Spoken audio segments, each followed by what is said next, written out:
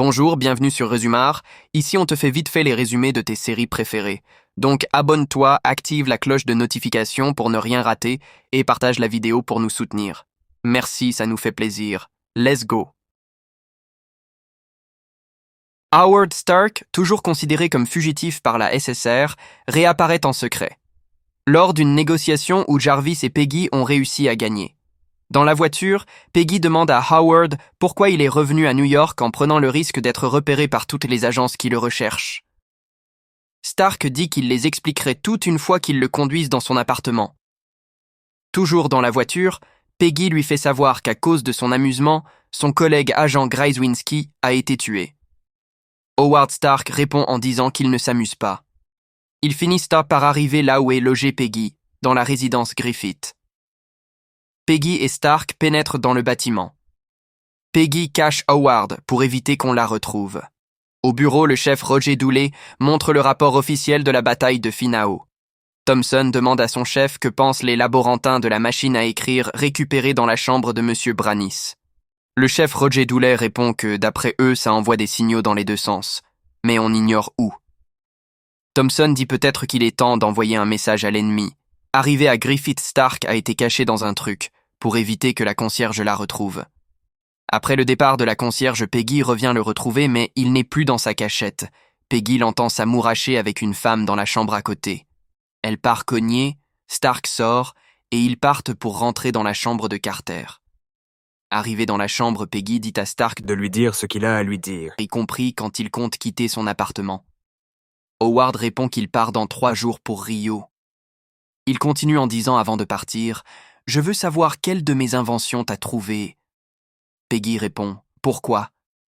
Howard répond qu'il sait que la SSR a une partie et il veut évaluer ce qui circule encore sur le marché noir. Peggy lui demande avec un air frappé d'étonnement « Pourquoi venir en personne ?» Parce que Jarvis pourrait me demander, dit-elle. Howard reprend en montrant à Peggy un stylo qui prend des photos en lui disant que c'est parce que Jarvis n'avait pas ceci. Ils prennent une photo avec le stylo. « Un appareil photo !» dit Peggy et prend le stylo. Au bureau, l'agent Thompson regroupe ses collègues en leur disant que le chef est absent pour travailler sur le dossier Stark, donc lui, il sera aux commandes avant son retour. « Sous mon commandement, personne se repose, dit-il. » L'agent Souza demande à Peggy si elle ne veut pas savoir ce que le commandant Thompson a en stock pour elle. Peggy répond à part la livraison de repas. L'agent Souza voulait aller voir s'il pouvait trouver des empreintes sur l'appel anonyme qu'il avait appelé lors des retrouvailles des outils de M. Stark. Mais le commandant actuel, l'agent Thompson, lui refuse et lui dit de jouer le rôle de Gryswinski. Peggy va au laboratoire de la SSR pour demander aux laborantins ce qu'elle peut les amener comme repas sous l'ordre du commandant Thompson. Dans le laboratoire, Ed joue un jeu avec le chef du laboratoire pour pouvoir photographier ce qui est dans le laboratoire avec le stylo caméra qu'elle a récupéré chez Stark. Elle finit de prendre ses photos et elle déserte le labo. L'agent Souza arrive sur le quai où les outils de Stark ont été retrouvés dans une chambre. Il prend les empreintes du téléphone qui l'a appelé, il voit 2 hommes qui jouent aux cartes, il s'approche d'eux et essaie de savoir s'ils ont entendu quelque chose par rapport à la veille où on les a appelés. Ça tourne mal, il se bagarre avec un gars et il l'arrête. Il l'amène au poste. Arrivé au poste, l'agent Thompson se moque de lui en disant aux autres qu'agent Souza a arrêté M. Stark. Agent Souza interroge le monsieur, mais il ne dit rien. L'agent Thompson fait entendre à l'agent Souza qu'il faut qu'il laisse le gars que c'est un soulard. Stark dit à Peggy que toutes ses inventions sont dans leur labo, le laboratoire de la SSR, et il veut que Peggy récupère une. Il lui montre la photo de ce qu'ils veulent qu'elle récupère en l'expliquant son fonctionnement. Peggy comprend et lui dit, selon l'explication, c'est une invention qui sert à couper la lumière dans toute la ville. Howard dit oui.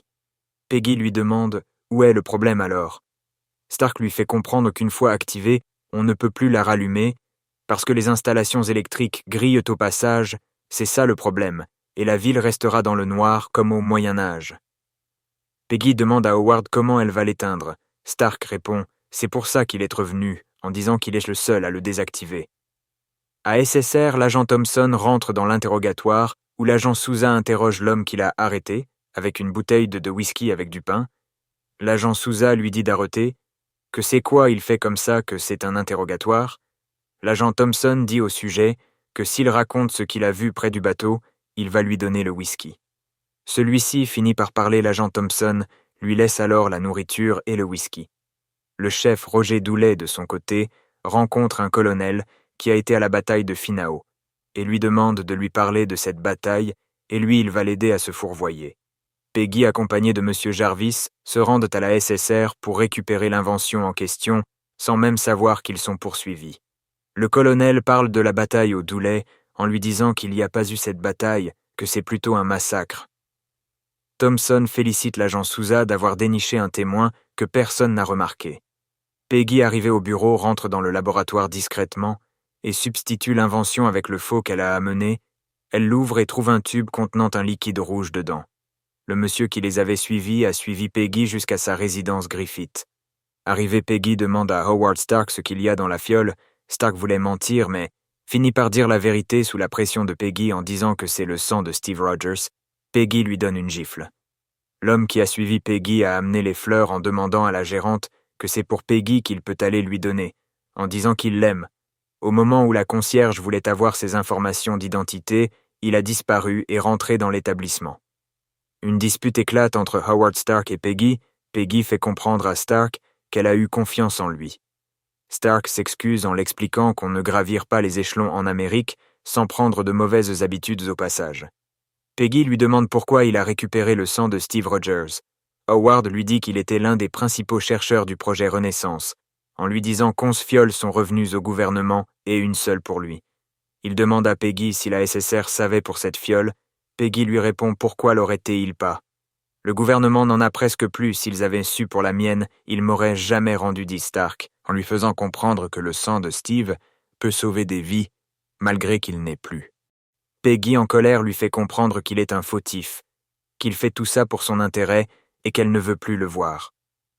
L'homme qui a suivi Peggy tentait de rentrer dans sa chambre soudaine. Mademoiselle Wood sort et l'élimine.